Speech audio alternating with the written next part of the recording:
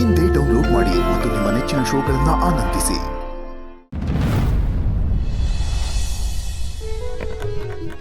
ಎಷ್ಟು ಹೇಳಿದ್ರು ಹೇಳಿದ ಮಾತು ಕೇಳದೇ ಇಲ್ಲ ಅಂತಾಳೆ. ತಂದೆಯಾಗಿ ಅವಳ ಸೇವೆ ಮಾಡ್ಕೊಂಡು ನಾನು ಋಣನಾರು ತೀರಿಸ್ಕೊತೀನಿ. ಅನಾಥನಾಗಿ ಬಿದ್ದಿದ್ದೆ,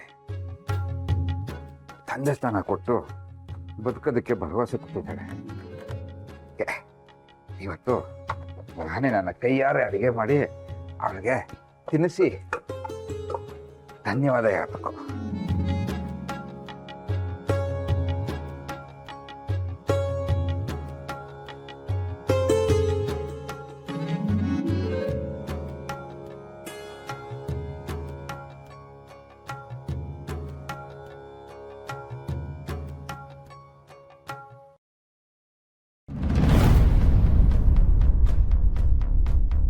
ಈ ಮನೆ ಹಾಳ ಅಡುಗೆ ಮನೆ ಸೇರ್ಕೊಂಡು ಅಡುಗೆ ಮಾಡ್ತಾವನೆ ಅಂತಂದ್ರೆ ಪಕ್ಕ ಅದು ಅವಳ ಮಗಳು ಸ್ನೇಹಂಗೆ ಆಗಿರ್ತದೆ.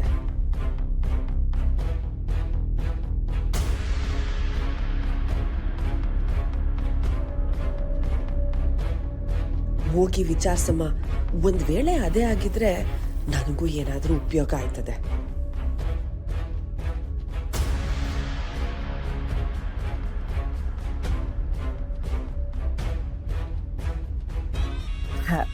ಗಂಗಾಧರಪ್ಪ, ಏನ್ ಮಾಡ್ತಿದ್ಯಾ?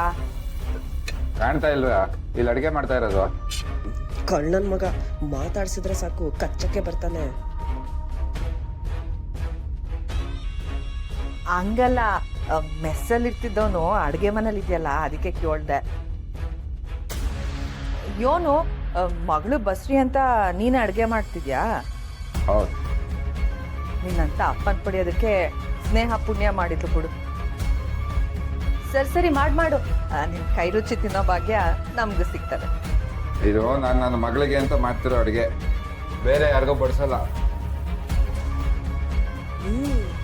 ನನಗೂ ಅದೇ ಬೇಕಾಗಿರೋದು. ಅಯ್ಯೋ ಹೌದಾ, ನಾನು ಎಲ್ಲೋ ನನಗೂ ಸಿಗ್ತದೆ ಅಂತ ಅನ್ಕೊಂಡಿದ್ದೆ. ಪರವಾಗಿಲ್ಲ ಬಿಡು, ನೀನ್ ಪಿರೂತಿಯಿಂದ ಮಾಡ್ತಿದ್ಯಾ ಅಂದಮೇಲೆ ನಿನ್ ಮಗಳೊಬ್ಳೆ. ಗಂಗಾಧರಪ್ಪ, ನಾನೇನಾದ್ರೂ ಸಹಾಯ ಮಾಡ್ಲಾ? ಏನು ಬೇಕಾಗಿಲ್ಲ, ತಾವಿಲ್ಲಿಂದ ದಯ ಮಾಡಿಸ್ಬಿಟ್ರೆ ಅದೇ ನನಗೆ ದೊಡ್ಡ ಉಪಕಾರ. ಒಬ್ನೇ ಮಾಡ್ಬೇಕು ಅಂತಿದ್ಯೇನೋ? ಸರಿ ಆಯ್ತು, ನೀ ಮುಂದುವರ್ಸು, ನಾನು ಹೊರಟು.